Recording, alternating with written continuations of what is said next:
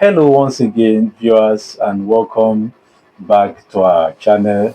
In this episode, we shall be considering a new topic, and that topic says the benefit of traditional food over industrial processed food.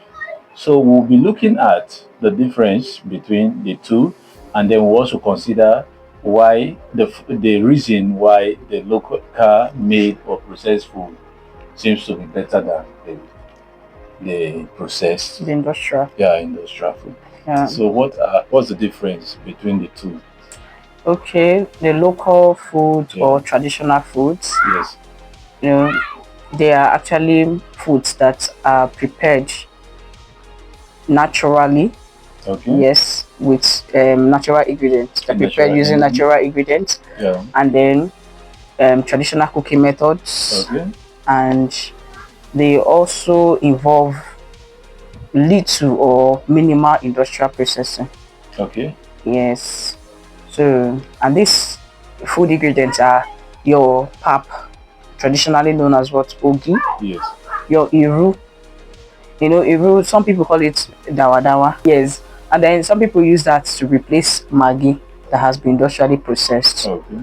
Yes. And then the industrial processed foods, these are foods that have been manipulated All right. or altered. Their ingredients have been altered in the industrial setting, Yes. just so that they can get a final product, number one. Yes. Make food have a longer shelf life. Okay. Yes, final product, longer shelf life, and then to create convenience food, food that people can just easily purchase and they are eating already.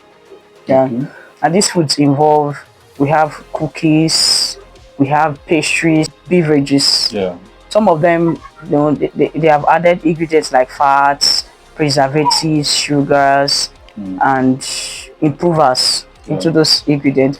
And while some of them, some part of their components have been removed or altered. Like in the case of wheat, Yeah.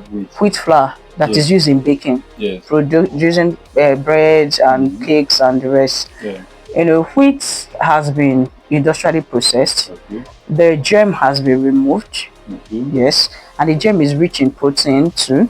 Is rich in micronutrients, rich in fats and oils, and then the fiber has been removed. We know the importance of fiber in our diet now. So those ones are industrially processed foods, and then the traditional ones are those ones that are just processed locally and have not have industrial alteration of their ingredients. Okay. Yes. So what are some of the benefits of locally made or traditional food? Yeah, traditional foods are, they are rich in nutrients. Yes, rich in nutrients because these nutrients have not been tampered with. They remain the way nature provided them. Yeah. Yes, like the iru now. Iru has undergone fermentation. Yes, to make it even better traditionally. Yes, so that it can contain some of these probiotics that are good for our gut health Yeah. once consumed. And then these are traditional foods too. They are, they are richer in fiber too. Okay. They are richer in fiber, and then they have all their components intact. Yeah. Yes, that's what I can say about traditional foods. Okay. Yes. Now, what can you say about the industrially made food in terms of the health implication? Will you speak for or against it in terms of health? Okay, in terms of health, Yeah. I would say the industrial foods, the food that we process industrially, Yeah. they have actually negative impacts on the health of individuals, especially the people who purchase them more often, who consume them often. Yeah. Yes, it has a lot of health impacts because there's a lot of thing going on, that sodium that is being added to most of these industrial products actually increases one's blood pressure. Okay. That's a way of influencing the blood pressure and increasing blood pressure. And then some of these beverages made industrially, because traditionally fruits are eaten whole. You go to your traditional homes, your villages, your hometowns, fruits are eaten whole. Nobody knows about juicing them. No. But industrially, these things are juiced, and then sometimes water is added to this juice, and then the fiber is removed and thrown away, Yes. and then sugars are added, colors are added, preservatives are added, and Yes. that is a whole lot for one person. And then a person can just consume a full bottle of juice with all that sugar. So these industrial foods tend to spike blood sugar Yes. and then spike blood pressure. Yes. They can actually lead to obesity too. Okay. Yes, and sometimes it can actually alter the balance of a person's body. Especially it has to do with the person's hormones, the genes, and the way the body actually processes food. Yeah. Yeah, it can alter their way of processing food and digesting food. Wow. Yes. So if I want to dive deeply into this particular topic on how these things can actually affect one's blood sugar, Yes. once a person continues to consume these processed foods, especially the ones that are refined carbohydrates. Refined carbohydrates are very dangerous for one's health because these refined carbohydrates no longer have their fiber in it. For example, the wheat flour I'm talking about. Wheat flour is highly refined. There is no single fiber attached to it. And as you know, fiber will keep you fuller for a longer period Yeah. so that you will not overeat. You will not eat too much. It keeps you full. But this refined carbohydrate, once a person consume that carbohydrate, Yeah. let's say the wheat flour is used in making bread and the person consume the bread, what happens is that this bread just automatically goes through digestion quickly, like it is digested fast. Yeah. And then the glucose in it is integrated into the bloodstream quickly. Okay. Yes. And then this thing will make the person feel hungry again. Wow. Maybe within 2 hours you're already hungry. That's why you see people don't get satisfied when they're eating bread. You see that they take 2 slices, the next minute they're taking another 2 slices. Before you know it, next hour again they're taking another 2 slices. Yeah. Yes, because this food is digested fast. Because fiber that is supposed to slow down this digestion so that you can remain full for longer time, so that you won't need to consume foods. You can actually stay maybe from morning till afternoon or evening before you eat again. The fiber is no longer there, so the food is digested fast, and then this thing can actually spike the blood sugar. Oh, wow. Immediately it can shoot up the blood sugar, and that can lead to diabetes where there's excess glucose in the bloodstream. Yeah.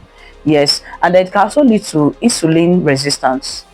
Because once the insulin resistance is when the cells of the body are no longer responsive to insulin. Oh. Yes, because as insulin is produced by the pancreas in the body, it's produced by the pancreas. It's just a natural process that once there is glucose in the bloodstream, insulin is immediately produced by the pancreas. Wow. It is the presence of glucose actually activates the production of insulin, and once insulin is produced, it's the insulin that actually pack this glucose and then distribute it in the body into the cells of the body. But once that the person continues eating this food that are high in glucose, the pancreas will be producing insulin. Yes, but as time goes on, once the insulin is too much, the time goes on, and then the cells of the body no longer respond to this insulin, to the response of insulin. The pancreas and then the glucose remains for longer time in the bloodstream. Like the glucose is built up in the bloodstream. Then the pancreas will think, it's because there's not enough insulin. That is why there is still too much glucose in the bloodstream. Let me produce more insulin. That one leads to what we now call hyperinsulinemia. Wow. When there is excess insulin produced, and then the cells of the body are no longer responding to what? Insulin production. Yes. I want to ask another question. Yeah. Since we are talking about processed food versus traditional or local food. Yes. Now, if you look at it critically, you see that there are a lot of sicknesses and diseases in the world currently. Yeah. In the days of our forefathers, you remember that they were dealing mainly on their locally made or traditional. Yes, of course. So they tend to live longer, and there were minimal sicknesses in the world as at that time. So can we say that because of the rise in processed food being consumed by the population is actually responsible for so many of the sicknesses in the world today? Yes. Yes, I And believe. then what are some of the food that people can overeat it or consume? Some of the processed food that people can over consume it, that can actually lead to some sicknesses Okay. or common ailments, like maybe cancer, maybe some of these diseases that people have Yes. to be really careful about. Yeah. If you said if the first question you asked me that is it that because people are Exactly. consuming Yeah. more of this processed food now that's Yeah. why there's a lot of sicknesses. Hmm. Some way I'll say yes. Yes. Yeah, it has this processed food has a role to play in Yeah. that. A new sickness, new. Yeah. Yes, because once there is what we call that insulin resistance, Yes. the glucose is now built up in the body and Okay. stored as fat. Before you see the person Mm. increasing in weight. Yes. Yes, and some of these fats are now stored in the liver too. Okay. And then these organs are not supposed to take up loads from fats. I'm going to use the liver to explain this. Yes.